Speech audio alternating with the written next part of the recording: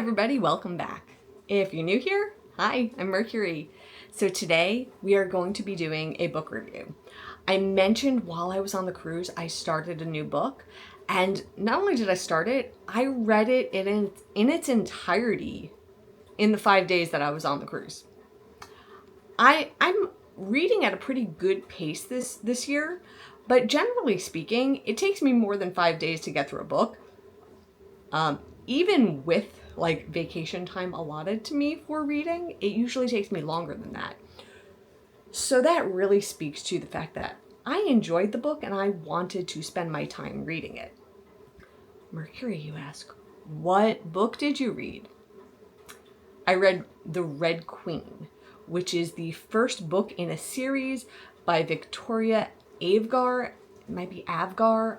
I'm not sure the correct pronunciation. So I'm going to try to keep this as spoiler-free as possible. Any spoilers that I give are no more than are on like the description of the book on like the back cover, or like on, a bookshop, like on a website description. Like, I'm going to keep spoilers to a minimum because I want you to be able to enjoy this book also. So this is one of those sort of like young adult style books that is written in a way that more than young adults can really appreciate. So the story is about a woman named Mare, and there are two groups of people. There are the Reds and the Silvers. And the Reds are like the everyday people. They are the ones that keep, the farms going, and they keep the work being produced, and they are the common people of the kingdom, so to say.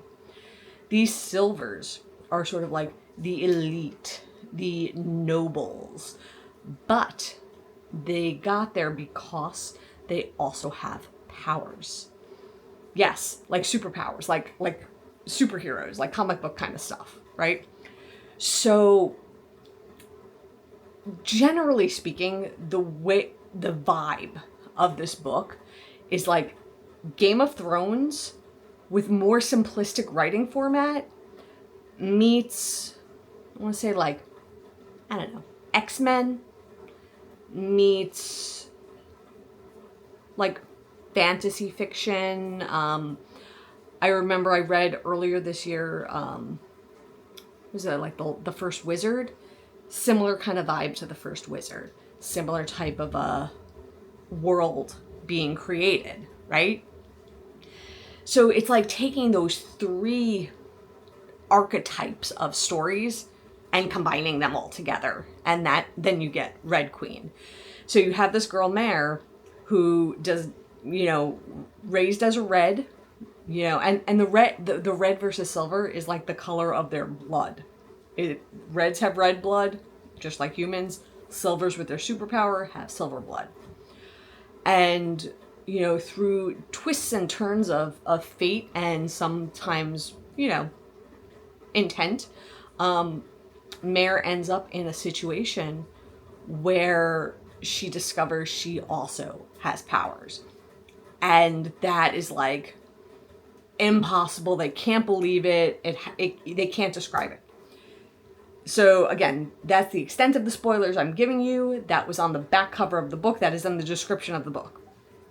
Not giving you any more away beyond that. But the way that it's written and watching Mare go on this journey of self-exploration and learning to navigate the complexities, because she's now like with the elite. She's out of her element. She's with people she doesn't know. There are Game of Thrones type of things happening, like games being played, people vying for power. And she's caught in the middle of all of this. And she's from a world where, like, that's not what she's used to. And she's not used to that, like, conniving, like, underhandedness that people who are vying for power will, like, go to great lengths, to acquire or maintain power. And is trying to, like, figure this out, right? How do you figure that out? Thrown into this, who do you trust? like, can you even trust yourself in a situation like that? Like, you know, your world has just been turned topsy-turvy, literally upside down. And yeah, like, she's a young woman. She is just figuring out herself, and then has to figure this out. That's complicated, y'all. That's complicated. And then, so there's that element to the story where it's like this, you know, journey of self-discovery, this coming of age, you know, navigating relationships. But something else with this is it's like, it's doing what Star Trek does so well. It's using metaphor. It's using fantasy, sci-fi, you know, different fictional type of settings to talk about current events or to talk about societal problems like segregation, like classism.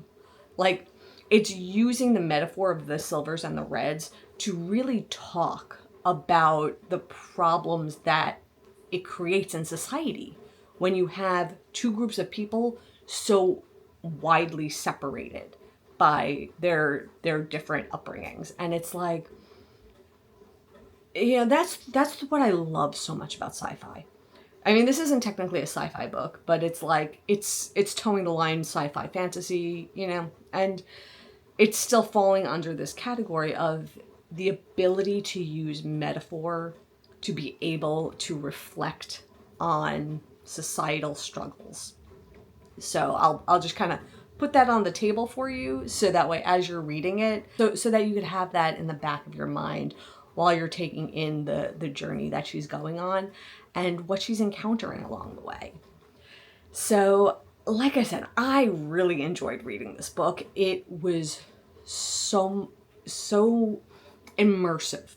It really painted that picture of the world that this character is living in, the dynamics of the world the character is living in, the struggles and the successes, the triumphs and excitement, and the fear and like anxieties, and like everything in between. And it was described in such a way that it's like very digestible, very relatable, but also like complete. Like, I didn't feel like I couldn't picture something that was going on in the book. Like, in my mind's eye, I could see where these characters were in time and space, and I got it. And I love when that happens when I'm reading books. So yeah, I enjoyed it. I'm planning on reading more in the series and seeing where it goes. I will say it does end on a cliffhanger type of an ending where you can tell there is more to this series to come. And I believe the other ones are already out, so I don't have to wait too long. But I do want to continue the series. It interested me enough that I want to keep going. So with that, I am done for the day. I'll see you all real soon. And until then, stay inspired by everyone. Take care.